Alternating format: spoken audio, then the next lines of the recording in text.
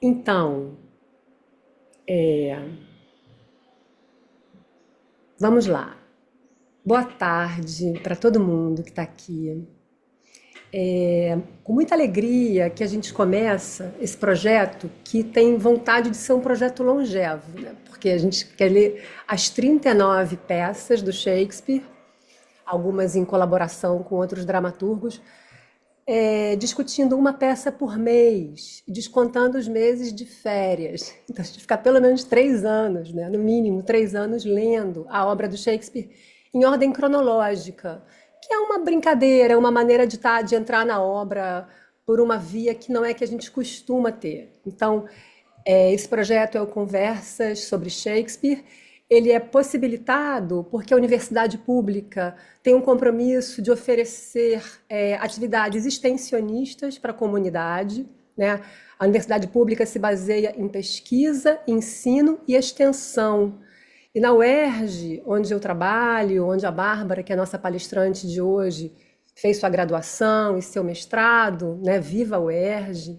A UERJ tem um projeto chamado Literatura Inglesa Brasil, que é um projeto de extensão coordenado por Marcela Santos Brígida, minha colega, que é um projeto muito potente, muito poderoso, com dezenas de milhares de seguidores, promovendo atividades como clubes de leitura, encontros, cursos, palestras, blogs, textos, uma infinidade de materiais de conteúdo de altíssimo nível, entregando isso para a comunidade. Então, essas conversas com Shakespeare estão dentro do Literatura Inglesa Brasil, que eu dou uma força para vocês conhecerem, irem visitar o perfil no Instagram, tem coisas no YouTube. É um projeto riquíssimo. Então, a gente está aqui porque a universidade pública propõe, promove isso, né? É, e a gente, então, começa hoje com aquela que possivelmente seja a primeira peça do Shakespeare. É uma candidata. A cronologia das peças do Shakespeare é uma cronologia sempre especulativa. A gente tem a certeza a respeito de algumas obras, das datas de algumas obras, porque elas têm referência a fatos históricos, porque elas mencionam alguma topicalidade que permite que a gente tenha uma datação precisa, mas há várias peças cuja data é especulativa. Então tem um pequeno conjunto de peças que concorre ao lugar de primeira peça. E Os Dois Cavalheiros de Verona é uma delas. Eu me baseio na cronologia que está no livro de professora Marlene Soares dos Santos e Liana de Camargo Leão, livro que as duas colegas, amigas, organizaram, chamado Shakespeare, Sua Época, Sua Obra. E lá elas propõem uma cronologia cuja fonte agora eu não me lembro, mas é uma dessas fontes, Oxford, Cambridge, whatever, mas a cronologia que está no livro de Marlene e Liana, que tem essa ordem que eu propus para a ordem dos nossos encontros. Então a gente começa hoje com Os Dois Cavalheiros de Verona, com a Bárbara Novaes de Lima, depois a gente segue com a Megera Domada, com a professora Marlene Soares dos Santos, depois os Três Henriques Sextos, com Deise Fonseca, que já está aqui também com a gente, e por aí vamos. A ordem e os apresentadores e apresentadoras estão lá no perfil do Literatura Inglesa Brasil, tá?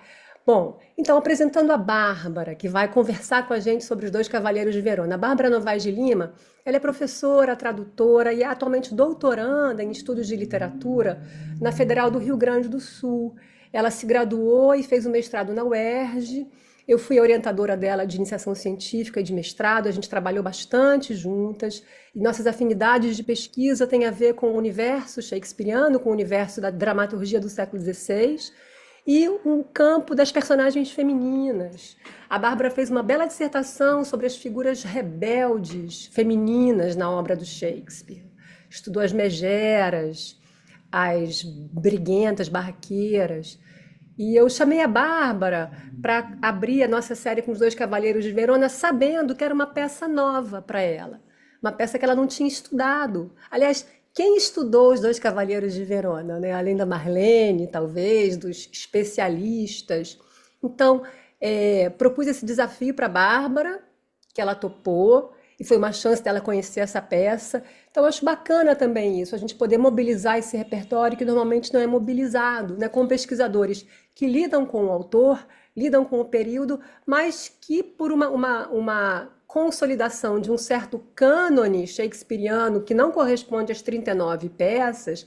O cânone ele é muito menor, né, do que esse grande conjunto. Que a gente efetivamente lê e estuda do Shakespeare, em geral, é muito menos. Então eu propus esse desafio, a Bárbara topou e eu estou curiosa para ver essa primeira leitura dela da peça, né? Primeira leitura que ela vem fazendo há alguns meses, obviamente, se preparando. Então eu agradeço muito a Bárbara também a disposição e a coragem de pegar um texto novo e transformar isso numa aula para gente. A ideia é apresentar o texto para quem não conhece e lembrar o texto para quem já leu, né? Revisitar o texto para quem já leu. E, e é isso. Aí vou passar a palavra para a Bárbara, você aqui é secretária, vou colocando os slides, aí você vai me instruindo aqui na hora de entrar, tá, Bárbara? E agora a gente Tá quer bem. te escutar. Professora Fernanda, muito obrigada. Muito obrigada todo mundo da UERJ, da Literatura Inglesa Brasil, por me receber, né, por organizar, por proporcionar esse espaço aqui para gente. Essa é uma empreitada grande, da qual eu também quero participar, quero ler toda a obra com vocês. E é, foi muito legal fazer esse exercício que a Fernanda me propôs, porque, como a gente estava falando aqui agora, né, como a Emma Smith coloca num texto dela sobre essa peça, sobre os dois Cavaleiros de Verona, essa peça também vai tocar, também vai falar sobre essa questão da loucura e dos desgovernos, da juventude. E a minha porta de entrada nos estudos shakespearianos, na obra do Shakespeare, foi exatamente com Romeu e Julieta, com a professora Fernanda, há 10 anos atrás. Então, eu tive a oportunidade também de pegar o meu material, de retornar as minhas anotações. Foi um exercício muito enriquecedor também fazer esse diálogo, né, de ler essa peça e dialogar com o conhecimento que eu já construí até agora, né, de perceber o que já aparece nessa peça que a gente vai ver ao longo da obra do Shakespeare. Professora, você pode, por favor, já colocar o slide?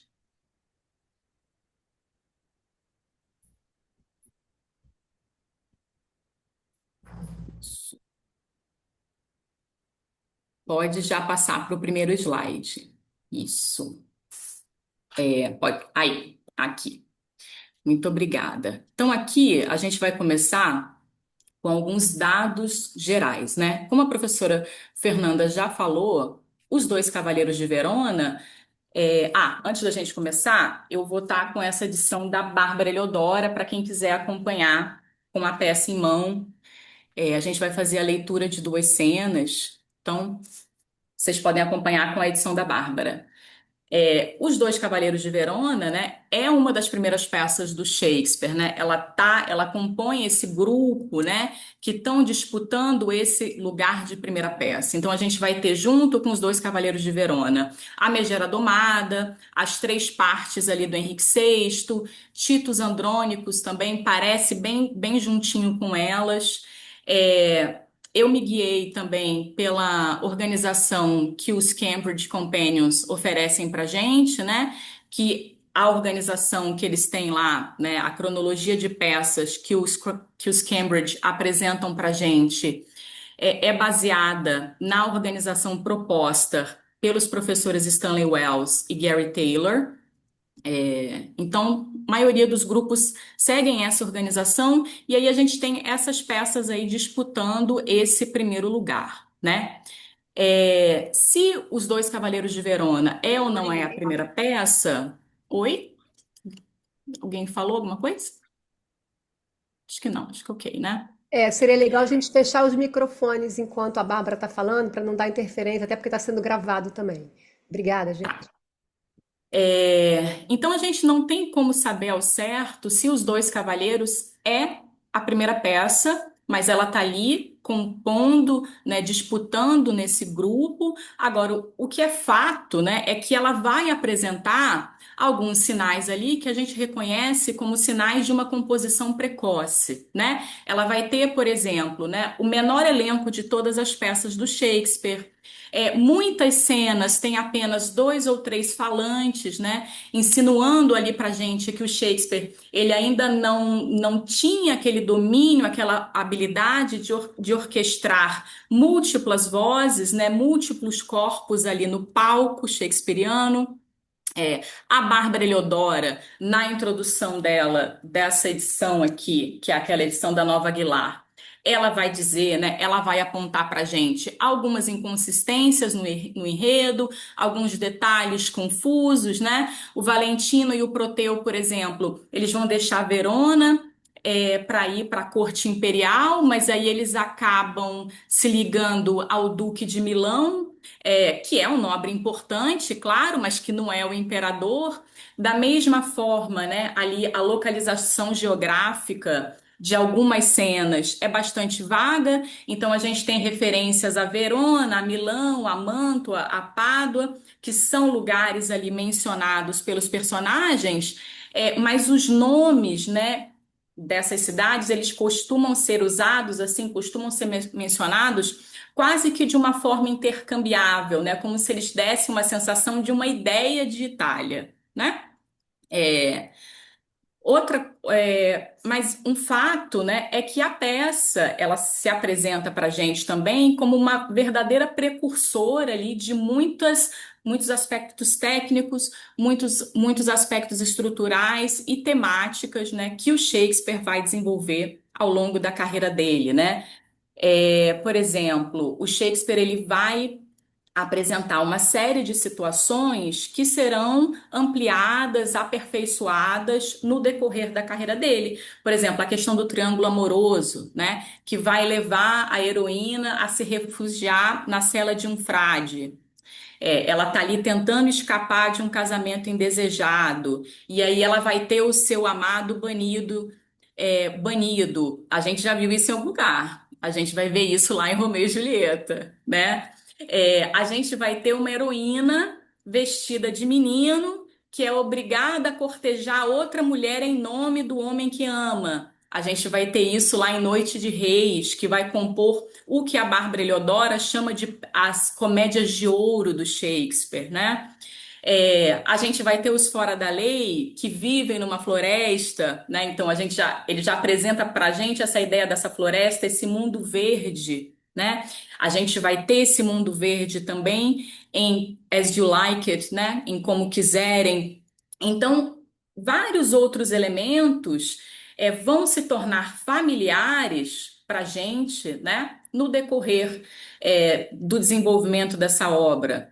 A gente vai ter esse palhaço que está ali falando várias verdades, a gente vai ter essas relações de pais e filhas, né? Então a gente pode pensar os dois cavalheiros como uma antologia de fragmentos, né, que serão transformados, né, que estão ali à espera de serem desenvolvidos. E aí, quando a gente vai para os textos críticos dessa peça, o que todo mundo concorda, né, é que um dos méritos de Os Dois Cavalheiros, por exemplo, são as figuras do Lança, né, e do Raio, que são os dois palhaços da peça, que são genuinamente cômicos. Eles são considerados assim, né, uns dos grandes palhaços da obra do cânone shakespeariano. A gente tem uma das canções mais belas, né, uma das canções líricas mais belas de toda a obra do Shakespeare, né, que é o Rui e Silvia. E assim como em outras peças dessa fase inicial do Shakespeare, os dois cavalheiros, muitas vezes, quando a gente passa para as análises dessa peça, né, a peça vai sofrer com essa ideia de que essa peça é uma peça imatura ou uma peça superficial, né? E a Emma Smith tem um comentário muito interessante que ela vai dizer que, na verdade, essa peça ela não é imatura, mas ela trata da imaturidade, né? Quando ela vai retratar essa rapidez do apaixonamento, né? Dessa busca por aventuras, dessa inconstância dos temperamentos, né? Então a gente pode pensar os dois cavalheiros como uma jornada rumo à maturidade, né? Os personagens estão ali lidando com as relações com os pais, Proteu com seu pai Antônio, Silvia com o Duque, até mesmo o palhaço Lança vai narrar ali a sua despedida da família, né? E aí, enquanto eles estão lidando com essas relações parentais, eles estão se direcionando a relacionamentos românticos, a relacionamentos amorosos.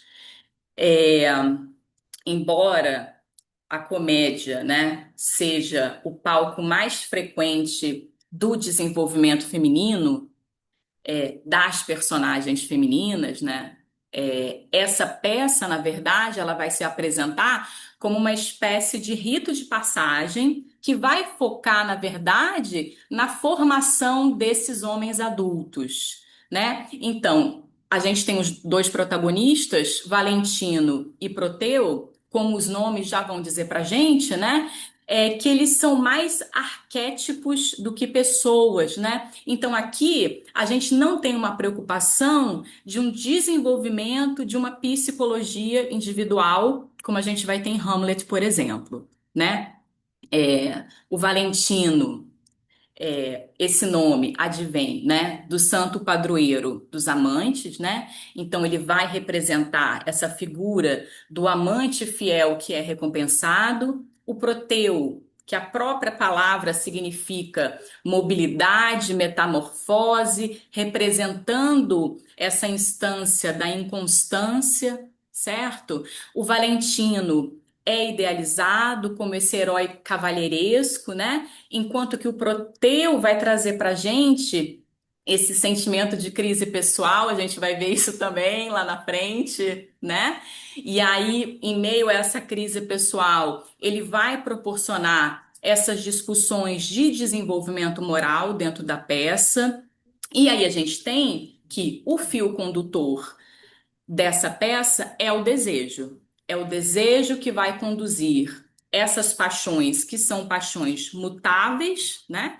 Inclusive violentas. Quando a gente pensa lá, já adiantando a última cena, quando a gente pensa no Proteu, é, também existe, né, o desejo da Júlia, né, aquela busca dela, resiliente, engenhosa pelo amado dela.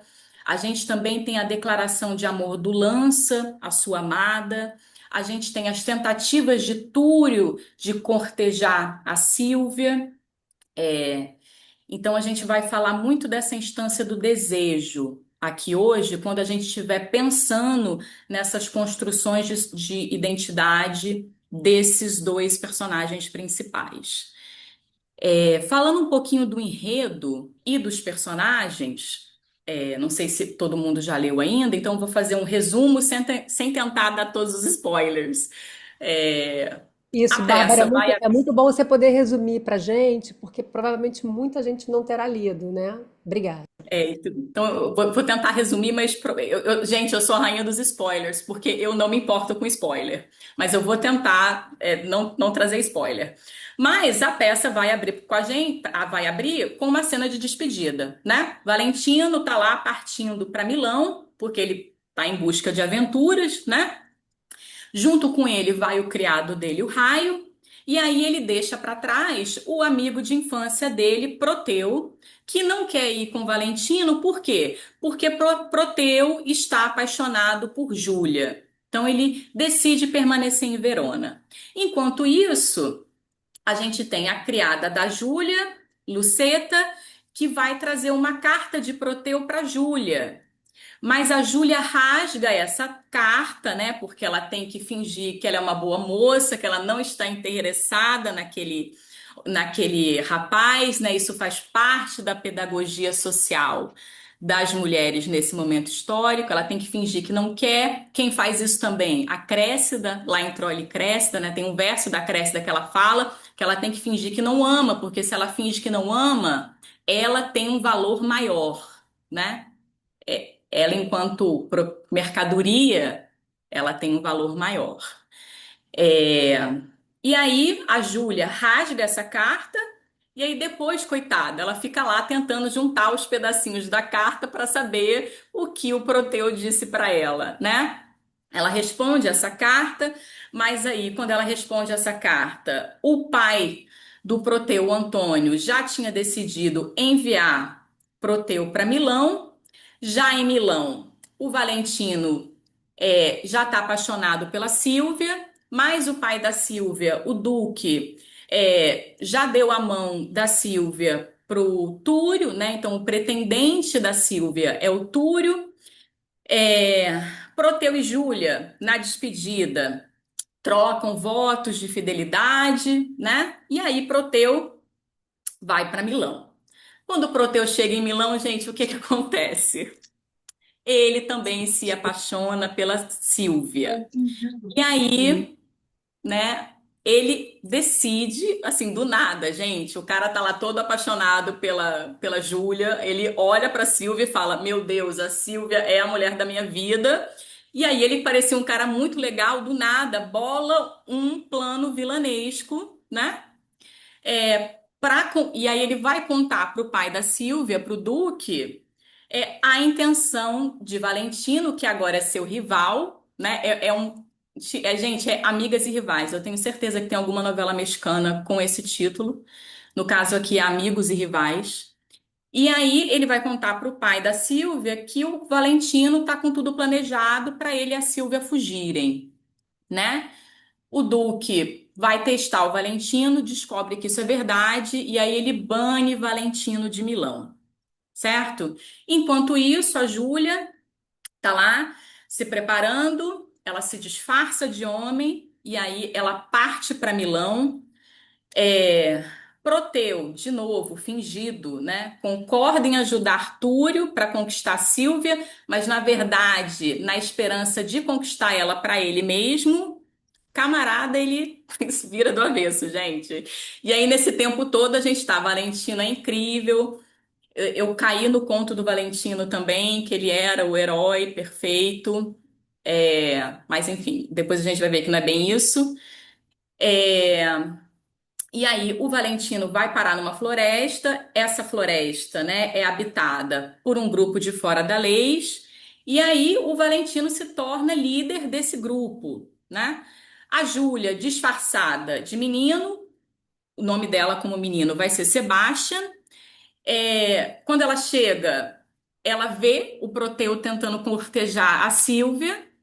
É, e aí, a pobre da Júlia Sebastian acaba trabalhando como mensageiro do Proteu para levar, né, um anel para Silvia. E o anel que o Proteu vai dar para Silvia é o anel que a Júlia tinha dado para ele. Enfim, a Silvia vai recusar, porque a Silvia é o tempo todo ali leal ao sentimento dela pelo Valentino, né? A Silvia vai fugir com a ajuda do amigo dela, o Sir Eglamour. Ela vai parar na floresta. Enfim, coisas vão se desenrolar na floresta. E aí a gente tem a cena final. Essa não tem como, gente. Eu tenho que dar o spoiler dessa cena. Na cena final, o Proteu, ele tenta violar a Silvia. Nisso, o Valentino tá lá observando a cena. Quando isso acontece, o Valentino pula para defender a Silvia. E aí, o Proteu se arrepende. E com o arrependimento do Proteu, o Valentino vira e fala: Ah, pode ficar você com a Silvia então. Tipo assim, uma torta de climão. É uma torta de climão essa cena, assim, terrível. E aí, nisso, a Júlia, que tá lá vestida de Sebastian, vai desmaiar, e aí ela vai revelar a sua identidade, e no fim acaba tudo ok, porque o Proteu vai desistir da Sylvie, né? Então, teoricamente, não temos casamento aqui. Essa é uma daquelas comédias que a gente tem, né, o anúncio do casamento, mas a gente não tem o casamento em cena. Então, temos Proteu vai terminar com Júlia, que era sua paixão antes dele se apaixonar por Silvia, e Valentino termina com Silvia, né? Porque o Túlio vai desistir da Silvia e aí o Duque vai consentir com o casamento da Silvia com o Valentino. Então, esse é o nosso enredo, esse é o plot da nossa história aqui.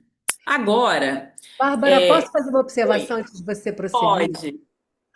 Então, muito bem contado o enredo, e eu acho que todo mundo deve ter pensado assim, que coisa rocambolesca, né? Essa, e é bem aquele poema do Drummond, da quadrilha, né? Pedro que amava Ana, que amava Jorge, que nananã, e que a gente vai ver essa dinâmica no Sonho de uma Noite de Verão, dessas mudanças e, e é engraçado que a comédia vai ter muito isso, né, Bárbara? Essa tendência, esses enredos muito descentralizados, envolvendo vários personagens cujos nomes a gente vai embolando, às vezes, no meio do caminho. E aí, lembrando que quando a gente conversou sobre as comédias ano passado, naquela introdução geralzona às comédias, um dos traços da comédia justamente é mostrar a sociedade de um ponto de vista do seu caráter coletivo. Então, de fato, a gente, como você falou no início, a gente não tem psicologias individuais hiper bem desenhadas, a gente trabalha mais com tipos, não é? E a gente vendo as dinâmicas da sociedade mais do que comportamentos singulares, individualizados. Então, acho que nesse seu relato, a gente tem bem essa sensação de que tem uma coreografia entre os personagens que supera uma individualidade singular, tá? Só para marcar isso, que eu acho que isso às vezes atrapalha a leitura da comédia. A gente fica meio achando que está meio confuso, mas é assim mesmo. No palco isso se resolve, na leitura às vezes a gente se perde, né? Sim, a gente estava até conversando, eu, professora Fernanda e Pedro, que essa peça ela tem uma justa posição de cenas, né? A gente tem ali cenas dos personagens ditos ali principal, Valentino, Proteu, Júlia. Aí depois a gente tem uma cena do Lança, que é o criado. Aí depois a gente tem uma cena do Raio com o cachorro. E aí a gente volta para Júlia. E aí essas cenas, né, desses personagens ditos secundários, na verdade elas estão sempre complementando assuntos, questões que estão sendo colocadas ali para gente, como se tivesse havendo assim um comentário social, né, sobre aquilo que está se passando ali. E é interessante porque essas são as cenas que mais me dão trabalho. São exatamente essas cenas do lança, do raio, do cachorro, e são cenas muito importantes para a gente perceber, né, as camadas mais ali inferiores dessa obra, dessa peça. Vamos falar agora, mas mais especificamente, eu dividi em dois blocos. Nesse primeiro bloco, a gente vai falar do Proteu e do Valentino, para a gente tratar sobre essa questão da amizade masculina e dessa mobilidade do desejo. E aí, depois, no segundo momento, a gente vai focalizar a Júlia e a Silvia. Professora, você pode mudar o slide para mim, por favor? Então aqui a gente tem, né, que o Proteu e o Valentino, como a gente já viu, eles são melhores amigos.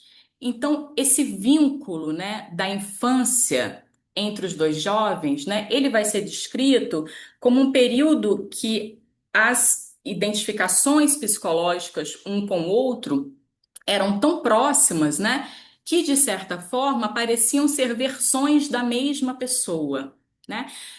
Quando o Proteu chega lá na casa do Duque, quando ele é anunciado, e aí o Duque vai perguntar para o Valentino, né, se ele conhece aquela pessoa, o Valentino, ele inclusive, ele vai dizer como a mim mesmo, né? Quase um Proteu is myself, né? Que ele vai fazer lá com a Silvia, Silvia is myself, tipo assim, quem é o self dele? Então é Silvia, é Proteu, né? E aí do início ao fim da carreira, né, o Shakespeare, ele vai trazer, ele vai trabalhar com esses pares de amigos, né, tanto homens quanto mulheres, né? Esse modelo de amizade juvenil idealizado, né, indivisível, né? Ele é apresentado como algo que vai perturbar, né, que vai ser perturbado pela heterossexualidade, né, ou mais precisamente pelo amor romântico ou apaixonamento erótico. A gente sempre tinha essas conversas quando a gente estava lendo Romeu e Julieta, né? Se era amor romântico, apaixonamento erótico, mas a gente tem alguns termos aí para trabalhar isso. E a questão do desejo do casamento. Então, a gente vai ter passagens semelhantes, vão ocorrer, por exemplo, em Sonho de uma Noite de Verão, que a gente vai ter a Helena e a Hérmia, Como Quiserem também, que a gente tem a Célia e a Rosalinda. No Conto do Inverno, a gente vai ter o Polixenes e o Leontes, né? É, E aí a gente tem que, se no início da peça é anunciada uma separação, né? A primeira fala da peça é exatamente, não adianta insistir pro teu querido, né? Ou seja, mostrando ali um, um distanciamento, uma separação, eu vou, você fica, com ambos sendo ali movidos pelo amor romântico. A cena final, né, com o Valentino entregando a Sílvia para o Proteu, né, quebra com essa expectativa, né? E aí, o René Girard, que é um historiador e um crítico francês, ele vai ter como ponto de partida na análise dele dessa peça exatamente a questão do desejo mimético. Então, segundo ele, esse apaixonamento instantâneo de Proteu por Sílvia não é, por exemplo, um caso de amor à primeira vista, né? O próprio Proteu ele vai se questionar, ele vai falar assim: é o meu olhar ou é o elogio de Valentino que me faz perder a razão, né? E aí, para o Girard, o desejo, ele não nasce do objeto em si, mas do mediador, né? A pessoa que já deseja esse objeto. Então, aqui, esse mediador modelo vai ser o Valentino, o Proteu vai ser esse sujeito que imita, e a Sílvia, né, vai ser esse objeto comum, né? Então, o que que a gente tem? A gente tem que o Proteu, ele não deseja a Sílvia pelas qualidades intrínsecas dela. Na verdade, nem o Valentino, né? É, Ele próprio vai dizer que a Júlia é tão bonita quanto a Sílvia, né? Então, ele vai desejar a Sílvia porque o Valentino deseja a Sílvia, né? Então, o Girard, ele vai debater que essa rivalidade mimética, ela não é acidental, ela vai nascer exatamente dessa intimidade. Então, esses amigos próximos que vão compartilhar tudo, né? Leitura, jogos, gostos, né? É essa convergência é, que permite a essência da amizade. E aí, quando os dois desejos, né, vão convergir sobre um objeto que não pode ser compartilhado, como o amor, essa mesma imitação que nutria essa amizade passa a destruir, né, essa unidade. E aí a imitação vai ser, né, nas palavras do Girard, exatamente essa faca de dois gumes, né? A cena principal da peça, né, uma das cenas principais, é exatamente uma cena de elogios, né? O Valentino, ele tá ali exaltando a Sílvia, né, para o Proteu, falando da Sílvia para o Proteu. A gente vê que a linguagem dele vai progressivamente se tornando uma linguagem mais hiperbólica, e aí ele fala, né, que ela é divina, que ela é santa, que ela é soberana de todas as criaturas. Então a Sílvia, ela está plenamente inserido, né, naquele modelo de feminilidade, né, que estava ali em voga na primeira modernidade. E aí, quanto mais o Valentino eleva a Sílvia, mais o Proteu se sente diminuído ao amar Júlia, certo? E aí a gente percebe que esses elogios, eles não vão descrever a mulher, né? Eles vão funcionar, na verdade, como um termômetro do desejo, né? Calibrando a rivalidade entre esses dois homens. E aí, por exemplo, né? O título desse artigo do Girard, né? O livro é esse, né? O Teatro da Inveja. E aí, o artigo que ele fala especificamente de Os Dois Cavaleiros de Verona é esse Love Delights in Praises, né? que, numa tradução bem rápida, é exatamente, né, o elogio à amada é, na verdade, um pedido de validação do rival, certo? E aí o Girard vai identificar, né, essa armadilha, né, que é esses dois imperativos vão coexistir e vão se contradizer, né? Então, o Valentino e o Proteu, eles só podem ser amigos desejando as mesmas coisas. E se eles desejam as mesmas coisas, eles se tornam inimigos, né? E aí aqui eu trouxe um trechinho para a gente ver mais de perto essa linguagem, né, do Valentino, essa linguagem hiperbólica do Valentino. Esse trecho que eu trouxe é um solilóquio, é o solilóquio da cena 3.1 do Valentino. E é uma cena do filme Shakespeare Apaixonado. No Shakespeare Apaixonado, a gente tem algumas referências a Os Dois Cavaleiros de Verona. A gente tem, inclusive, uma cena que essa peça está sendo apresentada na corte para a Rainha Elizabeth. E aí a gente tem ali a encenação, né, do raio e do cachorro, e aí a gente tem a encenação desse solilóquio do Valentino. A Gwyneth Paltrow está na plateia, ela fica completamente embebedada, né, por aquela linguagem. Nesse momento, o Shakespeare e a companhia dele tá em busca de um ator para fazer Romeu, porque eles estão ali tentando montar o que até aquele momento é Romeu e Ethel. E aí agora a gente vai ver essa cena que a Gwyneth Paltrow, vestida de menino, vai se apresentar, né, vai se candidatar para esse papel do Romeu.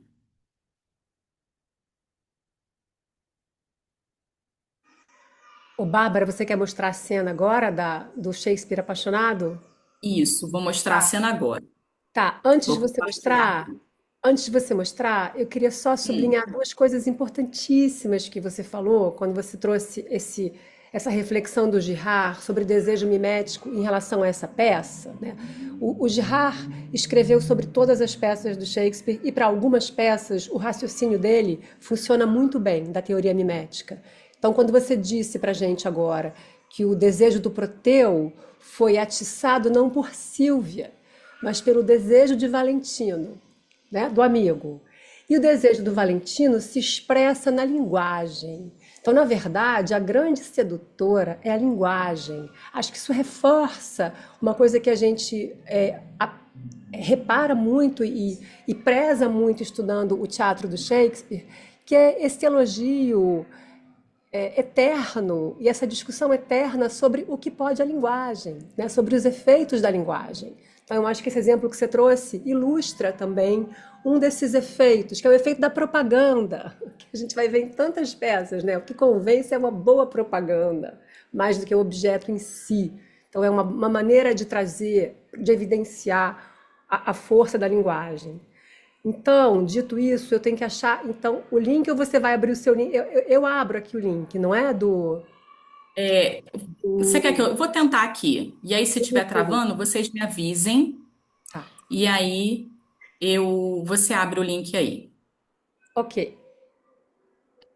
Então, Vamos uma lá. cena do Shakespeare apaixonado, como a Bárbara falou, em que a Gwyneth Paltrow está fazendo um teste de elenco e ela usa um texto dessa peça para fazer a sua audition. Isso. Me digam se vai ficar tudo ok aí. Tem que compartilhar o som, tá, Bárbara, por favor? Não apareceu pra gente. Não apareceu? Não. Então, aqui Peraí. para. Eu Sim, vejo. professora, Para apareceu. mim Eu apareceu. vejo, pra mim É? Apareceu? apareceu. Sim. Ah, para mim Para não mim, estava aqui está Pra mim dizendo também. que está É porque compartilhando. é porque você estava com slide, talvez. Eu Não, tirei o slide e coloquei o vídeo. eu não estou vendo vídeo nenhum. Vocês estão vendo? Estamos. Sim. Vai entender a máquina. Então manda ver, Bárbara. Então tá, vou colocar aqui. Qualquer coisa vocês me avisem, não tá passando. Your name? Thomas Kent. I would like to do a speech by a writer who commands the heart of every player. What light is light if Sylvia be not seen? What joy is joy if Sylvia be not by? Unless it be to think that she is by and feed upon the shadow of perfection. Except I be by Sylvia in the night. There is no music in the nightingale. Unless I look on Sylvia in the day, there is no day for me to look upon. She is my essence, and I leave to be if I be not. Take off your hat. My hat. Where'd you learn how to do that? Let me see you. Take off your hat. Are you Master Shakespeare? Wait there. Wait there! Ai, gente, é muito lindo, né? Você coloca de novo pra gente, professora Fernanda, o slide? Gente, quem não se apaixona por isso, gente? Isso aqui. E aí, o trecho que a Gwyneth Paltrow declama pra gente é exatamente esse trecho que está marcado aqui, em bold. Quem quer ler pra gente?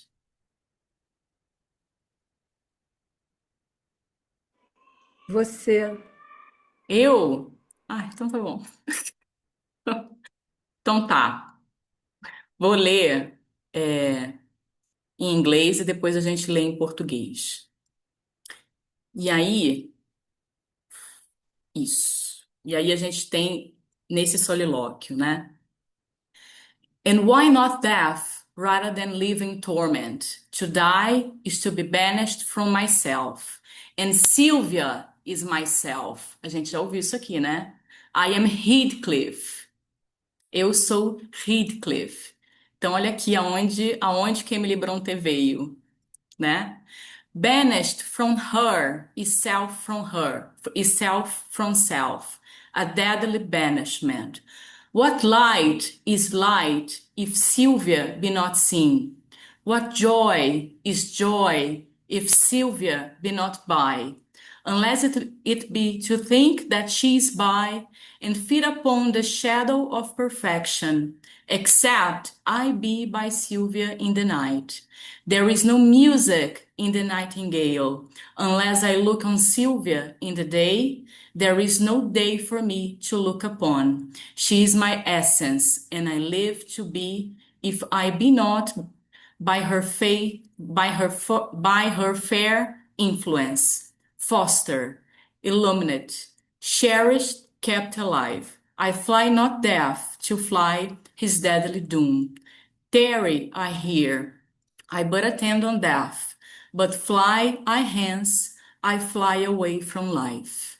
Tudo bem que a gente não gosta da Gwyneth Paltrow, mas ela lê melhor do que eu, né, gente? Mas é um solilóquio belíssimo. E aqui a gente vê uma outra característica, né? Essa linguagem do Valentino, ela vai se aproximar da linguagem do amor cortês, né? Do sujeito que ama a ideia do amor, que se apaixona pelo inatingível. Afinal de contas, Sílvia já é prometida de outro, certo? Essa linguagem, ela vai ficar muito evidente para gente no nosso petrarquiano favorito, Romeu, né?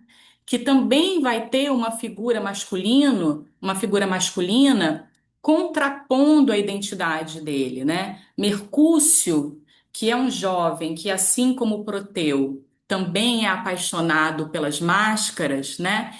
Ele vai estabelecer esse contraste com a posição do Romeu como amante petrarquiano, né, que está inserido ali na tradição do amor cortês. Ele vai alertar Romeu sobre as consequências do amor romântico, né? Sobre essa inevitabilidade da realidade, né? Se o mundo masculino é o mundo da guerra, e a mulher é apenas um veículo para a satisfação da carne, então não é no encontro amoroso que o homem vai construir a sua subjetividade, né? Lá em Romeu e Julieta, na cena da morte do Mercúcio, o Romeu diz, né, que a Julieta o efeminou, né? Quando ele se recusa a lutar com Teobaldo e por isso o Mercúcio morre.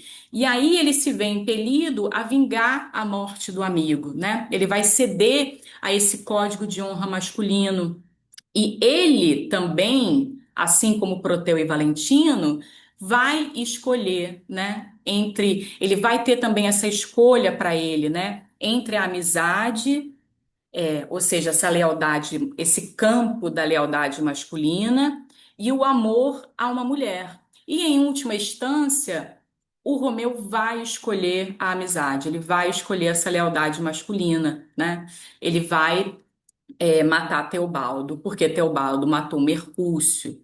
E aí a gente tem uma batalha entre esse mundo privado do amor e esse mundo público da honra, do dever, da amizade masculina. Mais adiante na peça, a gente vai ter um contraste, né, que vai exatamente pontuar esse refinamento da linguagem do Valentino, né? A gente tem uma cena que o Lança e o Raio, eles estão lendo ali uma lista das qualidades da amada, né, do Lança. E aí, quando ele começa a falar das qualidades e dos defeitos da mulher que ele ama, ele vai se concentrar exatamente nesse lado prático, né? Ele vai citar essa capacidade, né? Ele vai citar as capacidades dessa mulher, como, por exemplo, buscar e carregar coisas, costurar, ordenhar, né? E as falhas dela, que são muitas, inclusive ela é uma megerinha, vão perder importância, né, aos olhos dele, né? Ele vai dizer, né? Ela tem mais riqueza do que faltas. Então a gente percebe que ele vai destacar os aspectos cotidianos, mundanos da instituição do casamento, né? A qual esse namoro conduz. E diferentemente do Valentino, ele está pontuando características, qualidades reais dessa mulher real, né? Ele não tem na linguagem dele essas qualificações que, na verdade, são generalizações, certo?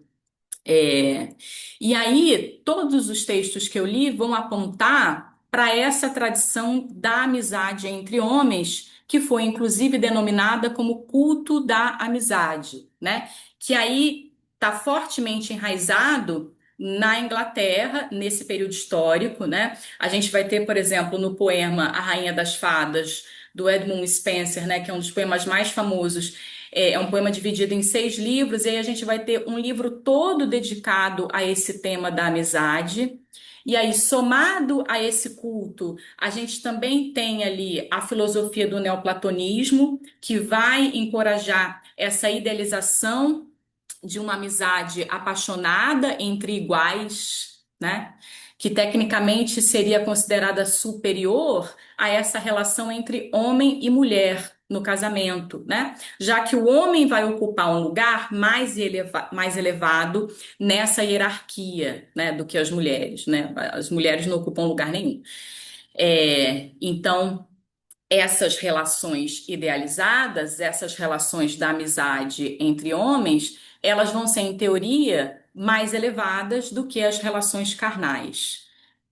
Mais recentemente, a gente tem enfatizado bastante que essas tais amizades também podiam ser, e frequentemente eram, eróticas, né? Então a gente vai ter muitas cartas de poetas a patronos, é, é, a gente vai ter o emprego, né, dessa retórica amorosa que é bastante erotizada também.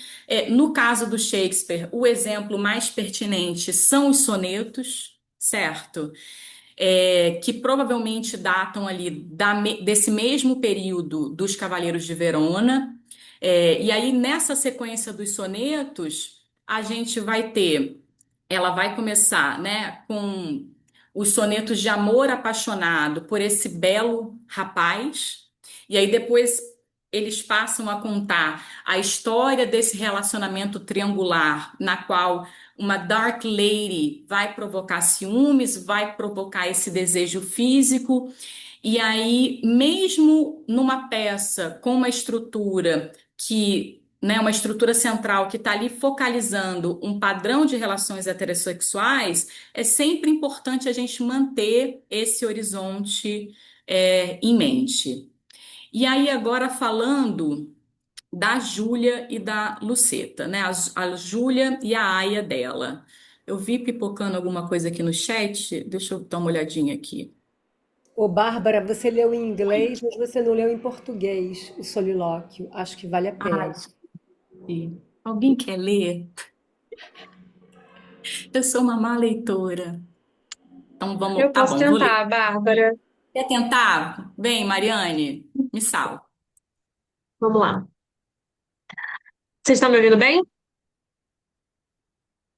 Sim. Antes, antes morrer que viver em tormento. Morrer é ser banido de mim mesmo, pois eu sou Sílvia. Estando longe dela, o estou de mim. Maldito banimento. Que luz é luz se não posso ver Sílvia?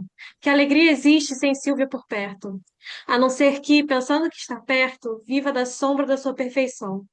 À noite, não estando junto a Sílvia, não nasce música do rouxinol. De dia, a não ser que eu veja Sílvia, não aparece dia para eu olhar.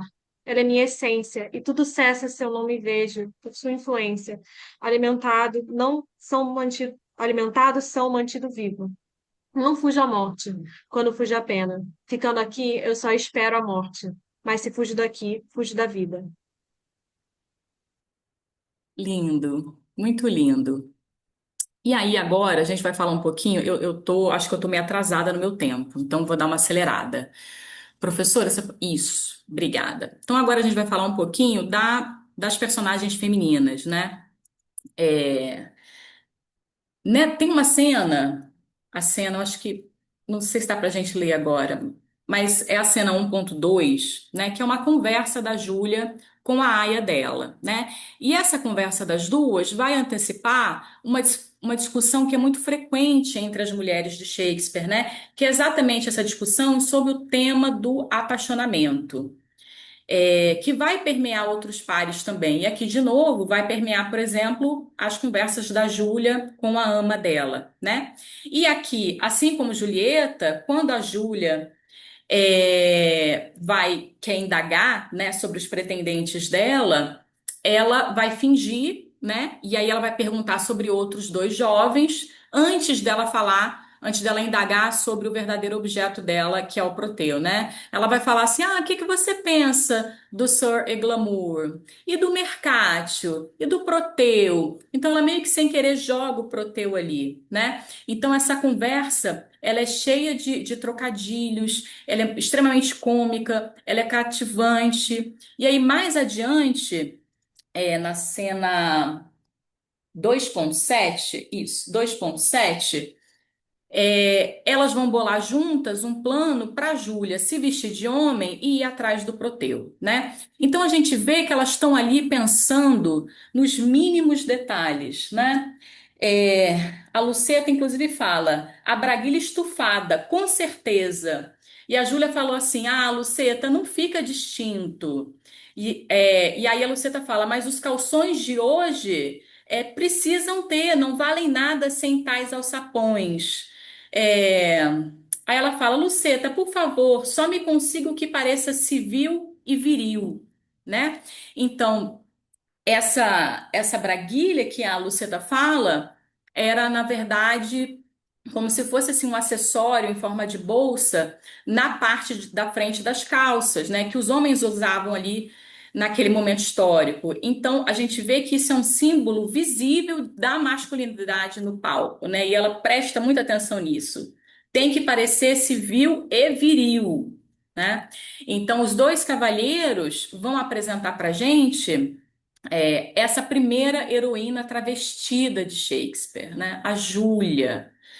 É, e aí, depois, ela chega lá em Milão, e aí ela também vai trabalhar como pajem do Proteu, né? Então a gente tem o travestimento já nessa primeira peça que vai se tornar uma convenção elisabetana dentro das comédias, né? E aqui a gente tem a questão do gênero, certo? Por quê? Porque tanto o papel da Júlia como a Sílvia, né? Elas teriam sido interpretadas pelo que a gente chama de boy actor, né? Por um ator jovenzito, né? Porque nenhuma mulher tinha ali a permissão para atuar com falas. Então a gente vai ter esse troca-troca. Menino que se veste de menina, que se veste de menino, e aí a gente tem essa discussão sobre as roupas masculinas, as roupas femininas, né? Que a gente vê aqui na insistência da Luceta, dos detalhes que marcam essa masculinidade. E aí isso serve constantemente nessas conversinhas, vão servir constantemente para lembrar o público que essa masculinidade e essa feminilidade são, acima de tudo, papéis no palco shakespeariano, certo? É, então, esse disfarce masculino vai permitir à Júlia uma liberdade de ação, uma liberdade de movimento que normalmente não era o que era concedido às mulheres no início da Era Moderna, né? É, mas é claro que, como vai acontecer nas comédias subsequentes também, essa liberdade, né? Esse trânsito dessa personagem, esse trânsito livre dessa personagem, tem sempre como objetivo final o casamento, certo? Então, para mim, assim, a grande sacada dessa peça é essa tentativa do Shakespeare, né, de sondar, né, essa relação entre esses dois tipos de laços humanos, a amizade entre homens e o amor romântico entre homem e mulher. No Renascimento, cada um desses laços era uma relação privilegiada, né? Mas o valor, né, entre um e outro era motivo de debate, né? Era motivo de discórdia. Então, o que o Shakespeare está ali encenando é exatamente essa exploração, né, dessas reivindicações concorrentes entre o amor e a amizade. Isso me lembra muito essas conversas que a gente tem hoje em dia. Por exemplo, você tem uma amiga, uma grande amiga, e aí a sua amiga começa a namorar e você tá solteira, e aí a sua amiga esquece que ela tem amigas, né? Porque ela vive para o companheiro dela.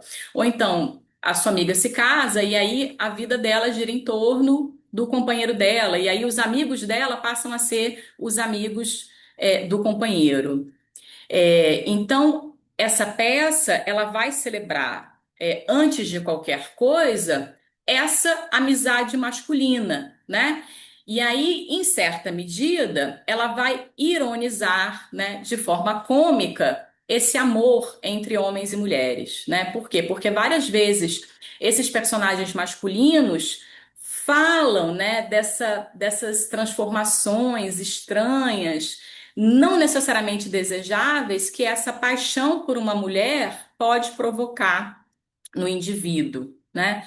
O amigo, ele é visto como o outro eu, né? O amigo é visto como essa pessoa com quem você vai compartilhar as suas alegrias, né? O prazer com que o Valentino, por exemplo, vai receber o Proteu ali na corte, e até mesmo quando ele oferta a Sílvia para o Proteu, são sinais, né, dessa profundidade desses laços masculinos na peça. E a gente se pergunta, né, mas a que custo para as mulheres, né, esses laços entre esses homens, né? Qual é o custo desses laços para as mulheres? E aí a gente vê que tanto Júlia quanto Sílvia são ambas muito corajosas e muito leais. Eu claramente prefiro Júlia. Acho que a Silvia, nesse momento, ela não se mostrou tanto ainda para mim. É difícil, né, a gente ignorar, então, esse tratamento irresponsável, né, insensível que elas recebem por parte das suas contrapartes, né? Porque o Proteu, ele não consegue ser fiel a ninguém, nem o amigo, nem a amada, mas no final é fiel ao amigo. E as mulheres, elas são esse modelo de afeto constante, né? Vocês veem que ela não, elas são muito constantes, elas são muito lineares. E aí cada uma delas também, elas estão se arriscando muito, né, por esse amado. E elas se respeitam. A gente vê que a Júlia vai arriscar um escândalo público quando ela vai se vestir de menino, né, para seguir o Proteu. A Silvia nem tanto, porque ela foge da corte do pai, mas acompanhada por um amigo, né, acompanhada por um homem. Mas elas são ambas mulheres muito ousadas, muito atraentes. E a Júlia, particularmente para mim, ela se mostrou assim uma figura muito complexa, né? Porque ali naquela cena da carta, ela se mostra orgulhosa, até tola, né?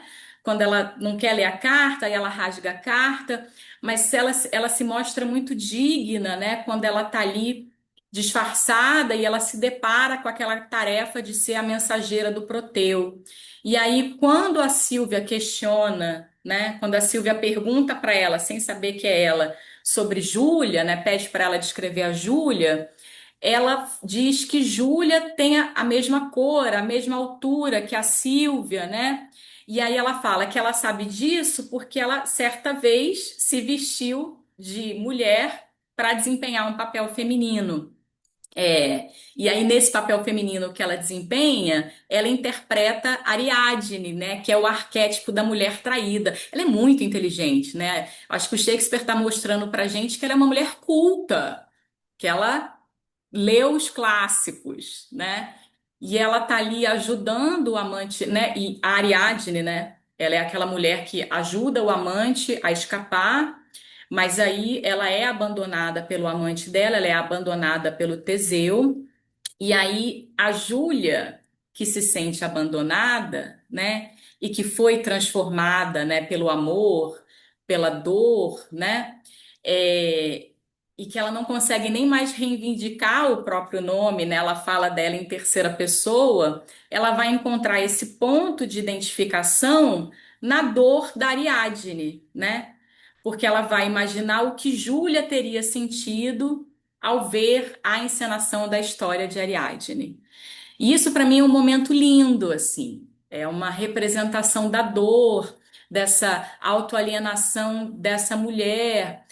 Me mostra também esse envolvimento, essa empatia que a Júlia vai ter com essa história de dor de uma outra mulher, né? E aí essa cena, que é a cena, deixa eu ver aqui. É a cena 4.4. Cena 4.4. É, essa cena, ela vai revelar exatamente essa questão do custo para as mulheres dessa inconstância masculina, né? É, e aí é difícil aceitar, né, que as mulheres são ali objetos de troca, né? Objetos de troca entre esses amigos. E aí, para a gente se encaminhar já para o fim, vamos falar sobre essa cena final. Deixa eu ver aqui no chat, tem comentários. Ok, ok. Perfeito. Ok. E aí, is this the stuff of comedy? Isso é uma pergunta que a Jean Howard se faz num texto dela sobre Os Dois Cavaleiros de Verona, né? É disso aqui que se trata a comédia? Isso aqui que é comédia? Isso aqui que é piada? É disso aqui que a gente deveria estar rindo, né? Porque quando a gente vai se encaminhando ali para o final da peça, já ali, quando o Proteu, né, ele tenta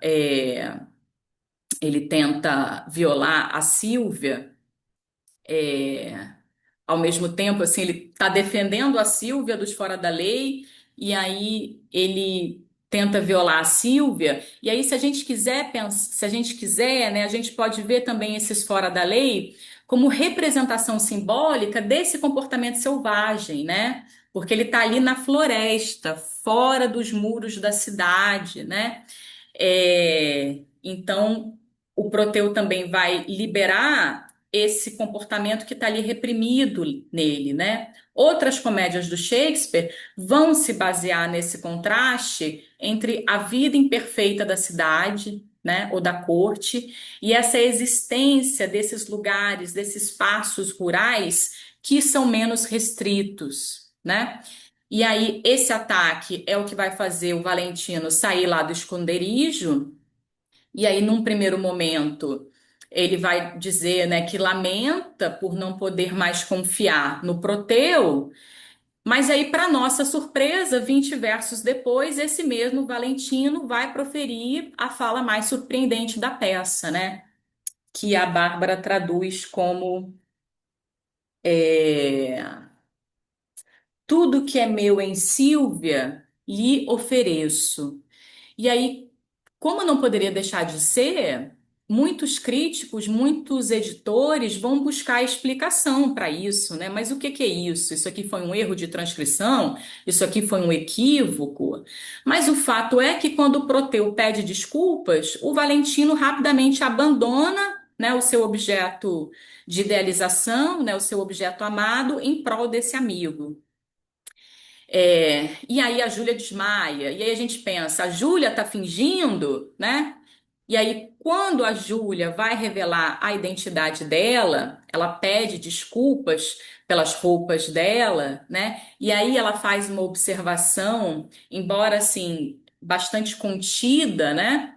Considerando ali todas as circunstâncias, ela vai falar, né? Ah, mas eu estar vestida assim é o menor dos pecados, né? Então você vê que ela faz um juízo de valor, né? Ela tá ali falando pro Proteu, né?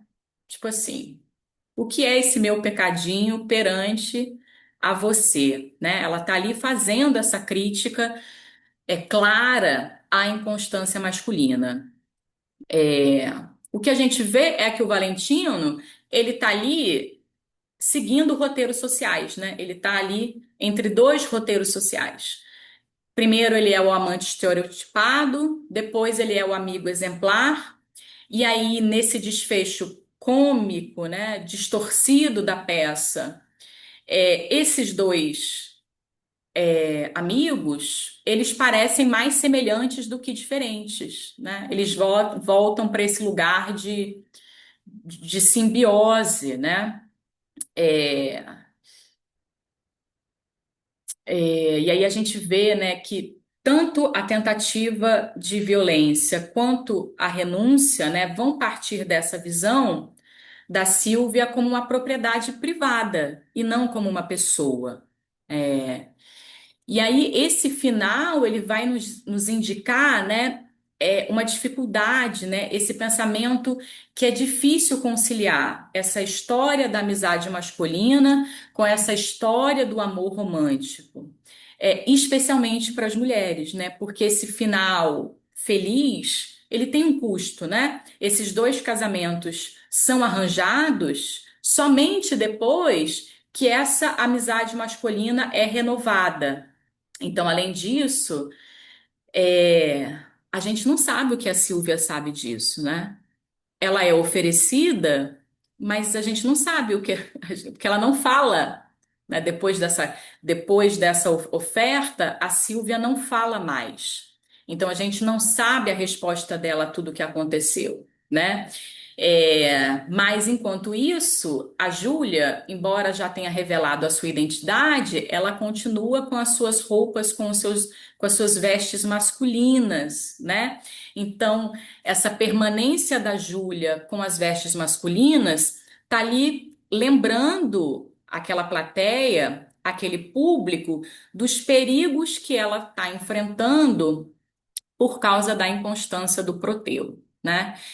É interessante que esse final, né, desde o século XVIII, ele tem incomodado bastante, né, leitores, atores, talvez porque a cultura dominante, né, hoje em dia passou a valorizar o amor entre homem e mulher acima dos outros tipos de laços emocionais. Mas no Renascimento, essa questão ela não estava definida, né? E aí a gente tem também ali entre o século XVII e o século XIX, a grande maioria das montagens cortavam essa cena. E para encerrar, né, eu coloco aqui no slide, né, que essa é uma peça que, embora seja uma peça inicial, é uma peça que já está lá também explorando os limites da comédia, né?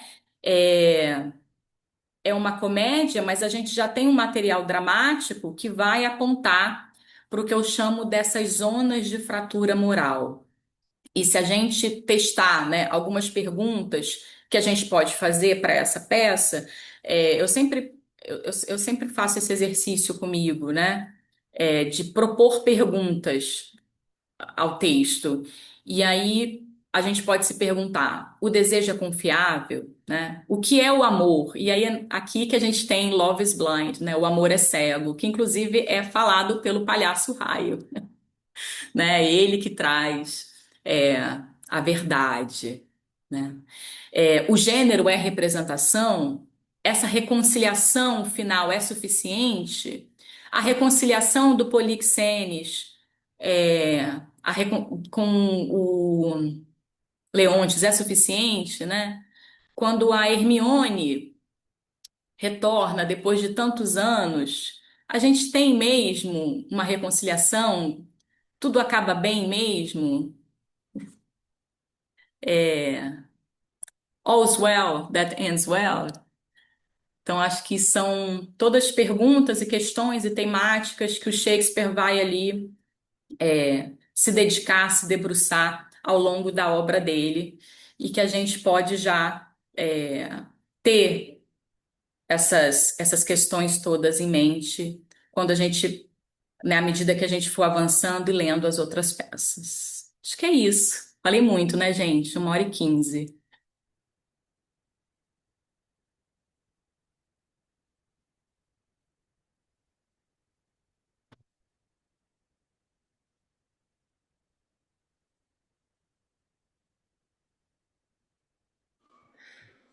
Bárbara, eu achei excelente a sua apresentação. Muito obrigada. Eu acho que para quem não leu, para quem não tinha ideia da peça, talvez, né?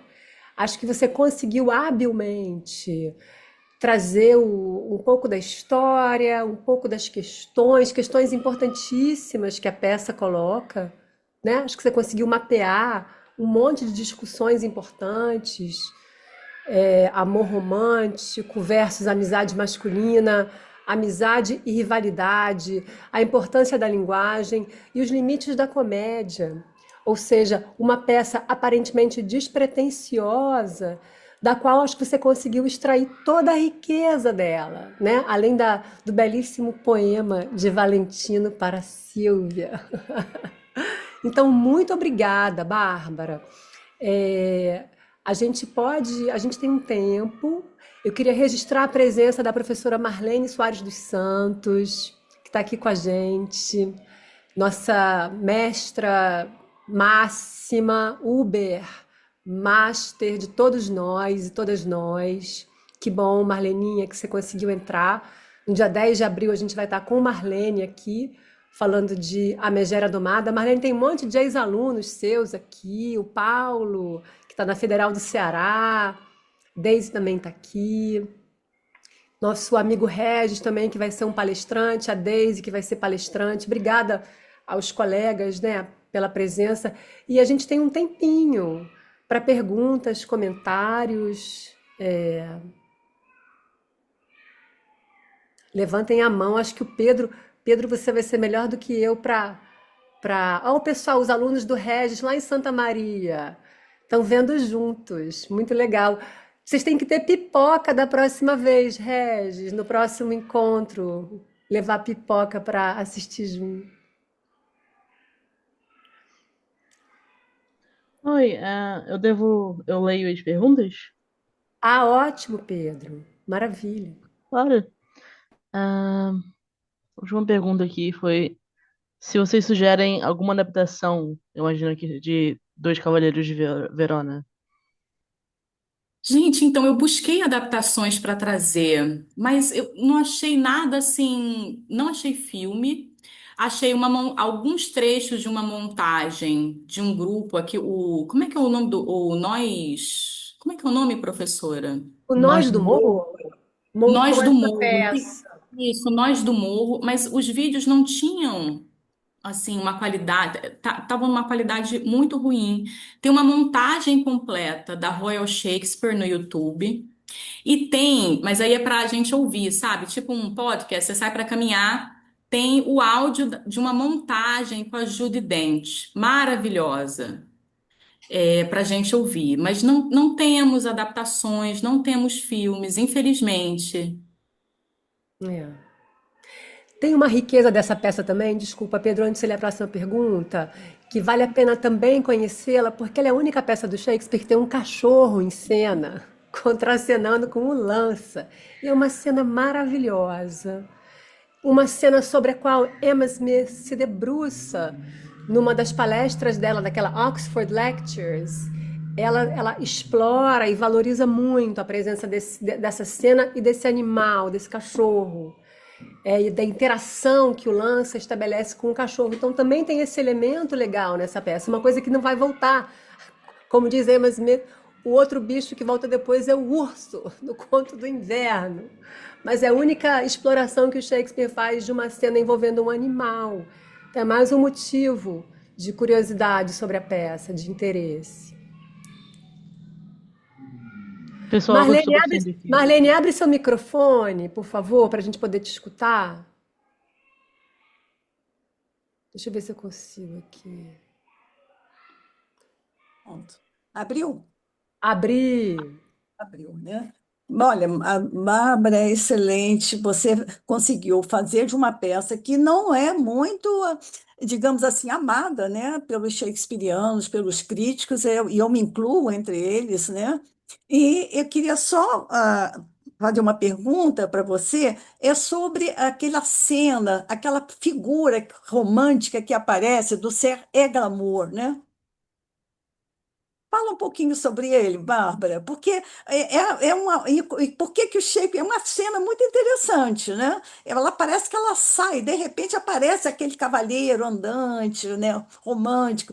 E há uma pequena história dele, ela conta, né? Fala sobre ele, Bárbara, fala. Ele é uma figura muito interessante. Por quê? Porque a Silvia confia nele. E olha, ele é um homem confiável. É, Ele é um exato. homem confiável, exatamente porque ele amou, ele perdeu o seu amor, mas ele continua leal, né? Ele continua leal à memória da mulher amada. Então, isso mostra para Silvia, né, que ele era a pessoa ideal para ajudá-la e ele não foge da raia, né? Não tem nenhuma fala dele falando, ah, não, será que não sei se é bom você fazer isso, então não tem nenhum tipo de juízo de valor ou de negociação com ele sobre a fuga dela. Ele, de cara, você quer fugir? Então eu vou com você, eu vou proteger você, eu vou ajudar você a encontrar o seu amado. E isso é muito interessante porque ele é totalmente diferente desses dois sujeitos masculinos, né, que estão liderando essa peça. Exato, né? Perfeito, Bárbara. Eu acho uma figura que ele aparece, né? Mas marca peça, né? E em algumas companhias eles até colocam um ator de grande já, de um grande nome para fazer né? Esse glamour, né? Porque marca, né? Bastante a peça. De repente, ela tem uma pessoa em que ela confia e ficamos sabendo por que que ela confia, né? E sabemos um pouquinho do passado dele, né? Então, eu acho muito interessante, é como se fosse uma história dentro da história. Uhum. É.